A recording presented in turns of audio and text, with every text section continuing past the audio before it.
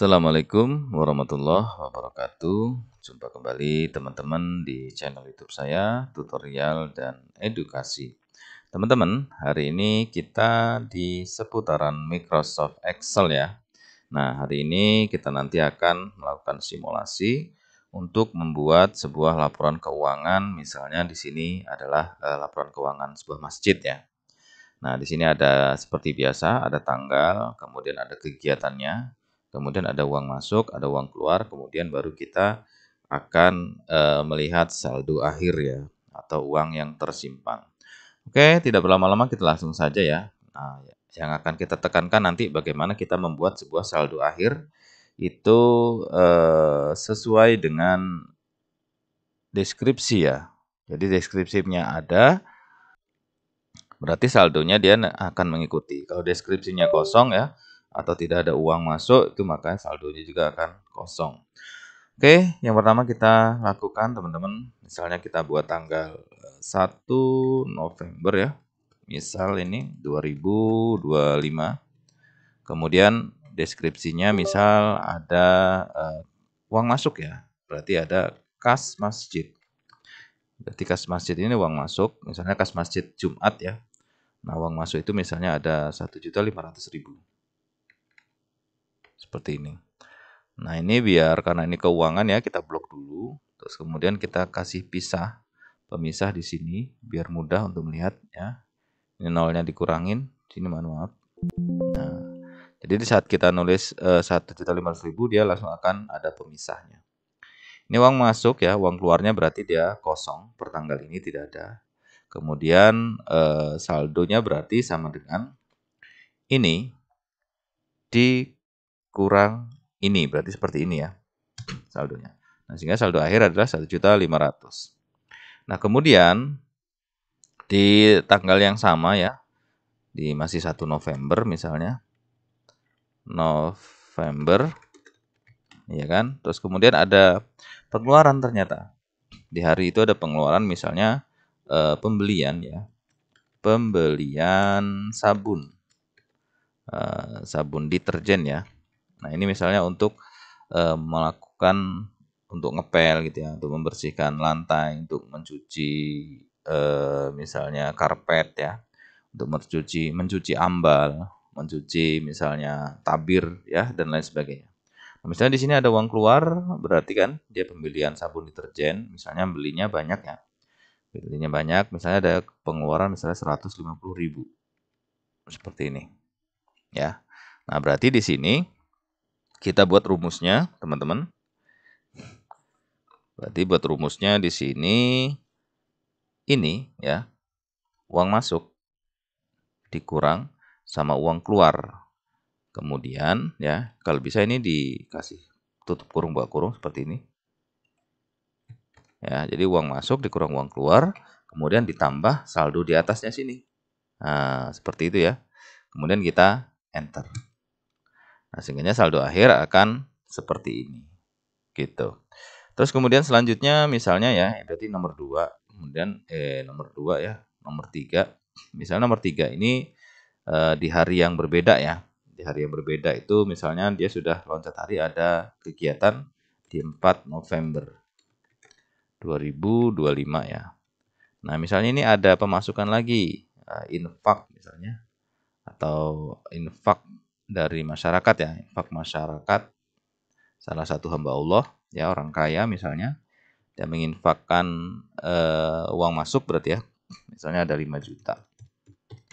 Seperti ini. Nah, berarti di sini ini tinggal tarik saja seperti ini kan. Nah, maka dia akan nambah. Gitu.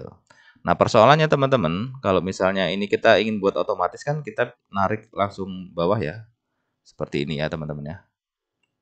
Nah, persoalannya teman-teman, kalau kita buat rumusnya hanya seperti ini ya. Di saat di sini belum ada kegiatan apa-apa, masih kosong. Tetapi di sini dia sudah muncul angka.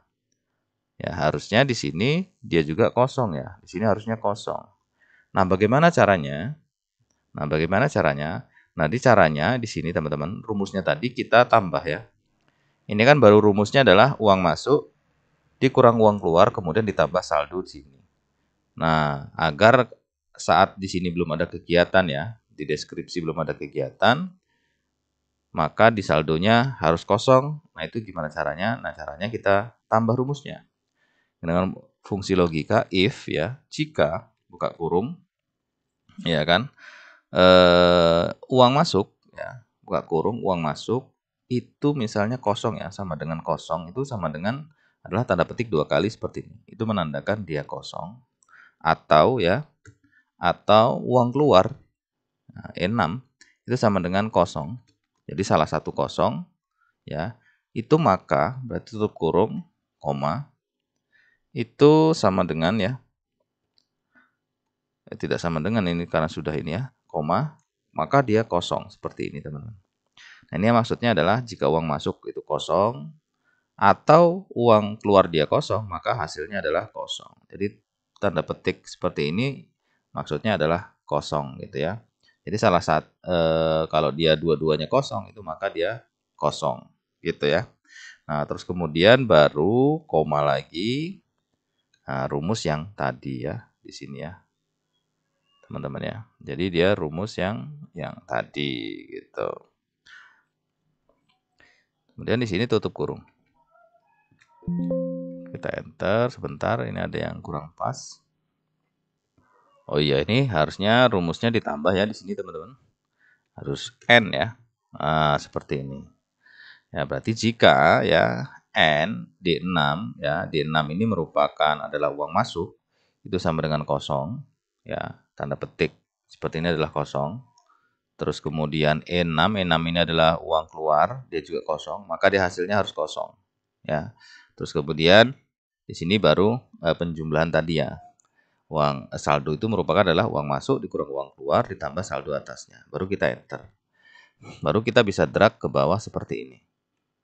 Nah, maka dia tidak muncul teman-teman karena di sini belum ada kegiatan. Tapi kalau misalnya kita buat kegiatan ya, misalnya tanggal 4 di sini tanggal 7 November misalnya ya, 2025 itu ada kegiatan misalnya uang keluar, misalnya perayaan